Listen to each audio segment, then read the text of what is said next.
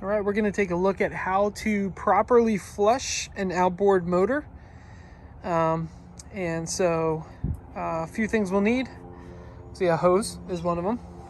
And then some type of like muffs, it's like water muffs, or some motors, especially newer ones, newer than this one of course, will have like an adapter to where you can plug a hose directly to the outboard to run it. Even on those newer ones, I always recommend using some type of muff, just to be sure, you know, that you're getting proper amount of water and such through the system. So, and you're actually running the motor along with the water running through it. So we're going to cover how to do this properly. So first thing we want to do is set up our water muffs on our hose, get that attached. We're going to turn the water on, and then we'll go through the process of how these need to be attached and what to look for to make sure you're doing it correctly. All right, so hopefully you can hear me. Hopefully the water's not too loud. So what we want to do is we want to attach our hose to our muffs like this, and we want to make sure that the muffs are completely covering the water intake at the bottom here. So we want to make sure that you know, water can be leaking out like this, but we don't want to see like the water intake or the intakes to where there's nothing covering it. So we're just going to inspect both sides. And so you can see here on this one, I can actually see a little bit of that intake. So what I'm going to do is I'm just going to make sure that that's fully covered on both sides. I always like to make sure that I got this little P-stream here. And then when we turn on the motor and we're running it, if it's water's getting through the system properly, it should come through that valve there on the motor. So what we're going to do is we're going to go ahead and give it a start. I've already primed the motor, and so let's go ahead and turn this on, see what we got.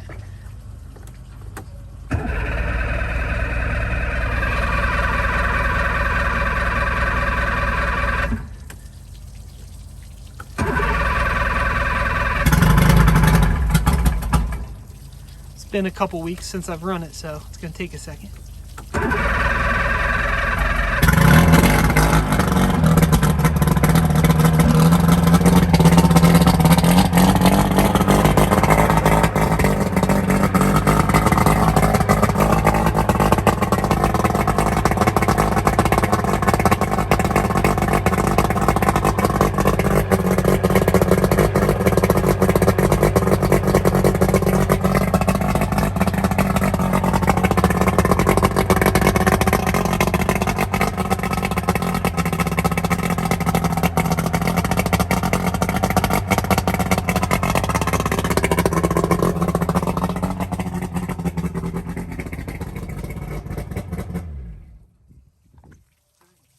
That's what we want to see. So after so many seconds or maybe a couple minutes, depending on how cold the engine is, it may take a little bit of time for water to make it through this port here.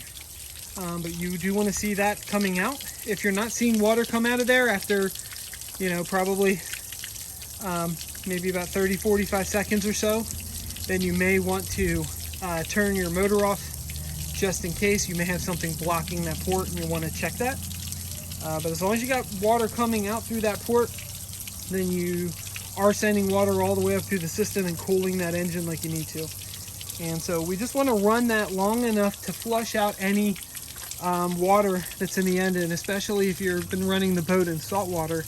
You're wanting to get all of that salt water out of the system, as that sitting in there can lead to corrosion in your chambers around your heads and such. So that's just a quick look at how to properly flush an outboard motor.